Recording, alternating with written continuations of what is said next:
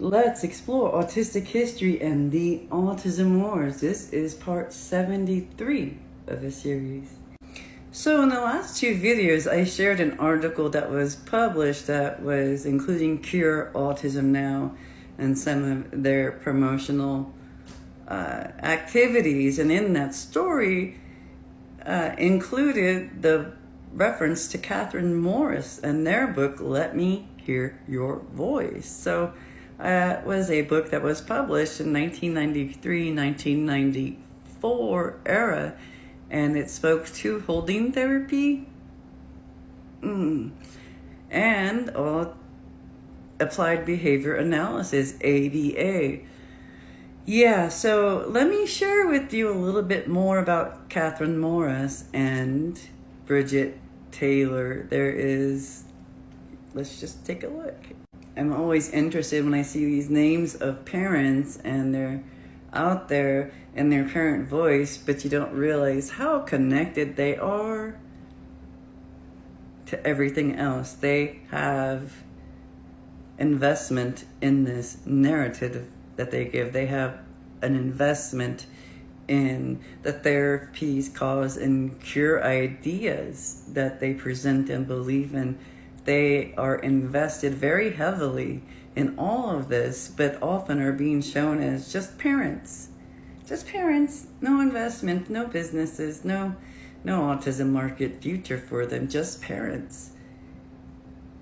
But in my research all these years and reading up that, it is not the case. Most of these parents that I have read about are definitely connected to an organization or to a profitable venture for them going forward. So let me share a little bit about Catherine Morris and Bridget Taylor through the history of an organization called Alpine Learning Group. That's ALPINE Learning Group. So this is basic information. Alpine Learning Group is a state-approved private special education school in Paramus, New Jersey, United States. It was established in 1988, and the school serves students ages 3 to 21 with autism spectrum disorder, and it is known to be an educational and research facility utilizing applied behavior analysis, or ABA, services.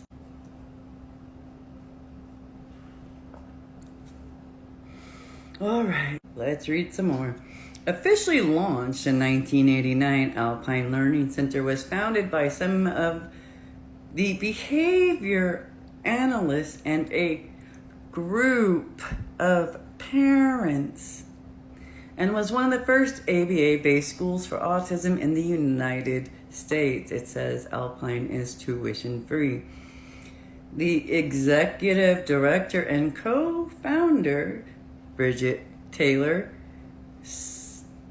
BCBAD, lots of acronyms, as well as other supervising staff at the school, wrote the curriculum in the popular training manual, Behavioral Intervention for Young Children with Autism, a manual for parents and professionals, and this was published in 1996, and it was edited by Catherine Morris, who has a PhD and is a New York City parent advocate who hired Taylor to run her two children's early ABA home programs in 1987.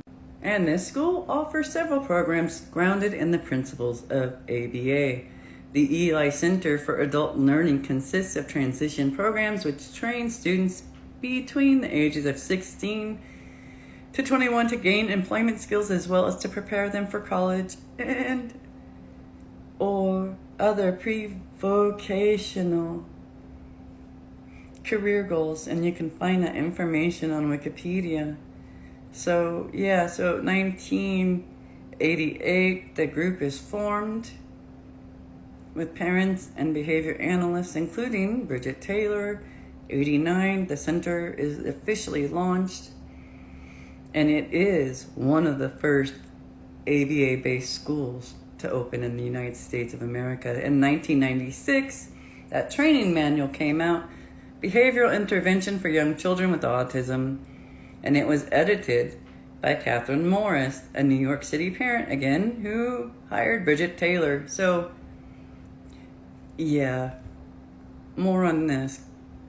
But we should probably... All right, let's take a look at 1959 and ABA origins. Yeah, all right.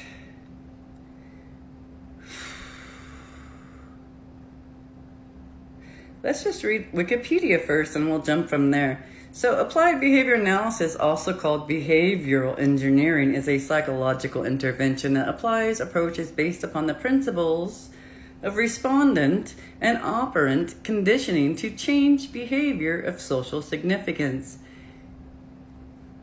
It is the applied form of behavior analysis. The other two forms are radical behaviorism, or the philosophy of the science, and the experimental analysis of behavior, or basic experimental laboratory research.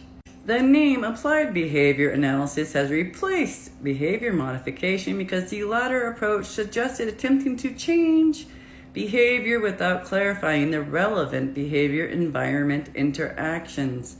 In contrast, ABA changes behavior by first assessing the functional relationship between a targeted behavior and the environment. Further, the approach often seeks to develop socially acceptable alternatives for aberrant behaviors. So it says here, although service delivery providers overwhelmingly specialize in utilizing structured and naturalistic early behavioral interventions for people with autism, ABA has also been utilized in a range of other areas. So I'm reading here from Wikipedia overview of ABA, not all of it, but parts of it, and I will jump into it deeper, even more after this, with other resources as well. Says ABA is controversial, especially among members of the autism rights community, for a number of reasons. Some ABA interventions emphasize normalization instead of acceptance, and there is a history of, and in some forms of ABA and its predecessors, the use of aversives such as electric shocks. ABA is also controversial due to the concerns about its evidence base.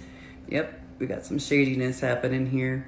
In the last few years, there have been reforms in some types of ABA interventions to address these criticisms and concerns, especially regarding masking. Now, this masking is specific to autistic masking. This is not the same as like a Halloween mask, or you're not having a good day, so you put on your happy face. This is a vastly different level, intense masking that autistics will do, and it's detrimental to our overall health and well-being. So let's see. Let's get a little bit more into this. The history here talks about the beginnings of ABA can be traced back to Teodoro Ayllon, Ayllon, and Jack Michael's study, The Psychiatric Nurse as a Behavioral Engineer, in 1959.